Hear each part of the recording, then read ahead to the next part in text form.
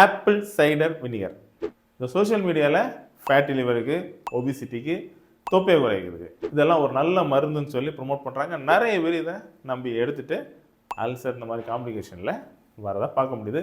உண்மையிலே apple cider vinegar என்ன இருக்குது அப்படின்னு தேடி பார்த்தோம்னா அதில் மெஜாரிட்டியாக இருக்கிறது அசிட்டிக் ஆசிட். இந்த அசிட்டிக் ஆசிட் உடம்புக்கு நல்லதா அப்படின்னு கேட்டால் நல்லது தான். ஆனால் அது நேச்சுரல் ஃபார்மில் இருக்கணும். ஸோ இது அசிட்டிக் நேச்சர்னால காலைல எம்டி ஸ்டமக்கில் எடுக்கும்போது அல்சர் இன்டியூஸ் பண்ணுது.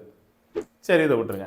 இந்த அசிட்டிக் ஆசிட் இயற்கையாக எதில் இருக்குது அப்படின்னு நீங்கள் தேடி பார்த்தீங்கன்னா நம்ம தமிழர்களுடைய பாரம்பரிய உணவான நம்ம நீராகாரம், அதாவது பழைய சாதம் வடித்த அந்த தண்ணி, இதில் என்ன ஆசிட் இருக்குது அப்படின்னு நீங்கள் சர்ச் பண்ணி பார்த்தா அசிட்டிக் ஆசிட் தான் இருக்குது. ஸோ இது நேச்சுரல் ஃபார்ம். நீங்கள் இந்த நீராகத்தை குடிச்சு யாருக்காவது அல்சர் வந்ததா அப்படின்னு கேட்டால் இல்லை. யாருக்காவது சைடு எஃபெக்ட் வந்ததுன்னு கேட்டால் இல்லை. அப்போ எதுக்காக இந்த ஆப்பிள் சைடர் வினிகர், இதில் என்ன இருக்குது அப்படிங்கிறதே நிறைய பேருக்கு தெரியல. புதுசாக ஒரு வேர்டு வந்த உடனே அதில் நிறைய ஏதோ பெரிய ஹெல்த்தெல்லாம் இருக்குது, ஆப்பிள் மேலே கேட்டால் ஆப்பிள்லேருந்து அப்படியே சத்தெல்லாம் உள்ளே இருக்கோ, ஃபேட்டி லிவர்லாம் சரி பண்ணுதோ, இப்படி பிளைண்டாக யோசிக்கிறதோட விளைவு தான். ஸோ அடுத்த முறை இந்த மாதிரி ஏதாவது நீங்கள் ஒரு கேள்விப்பட்டால் ஒரு ஹெல்த் ப்ரொஃபஷனை கேளுங்க, இப்படி எடுக்கலாமா, இதில் என்ன இருக்குது அப்படின்னு.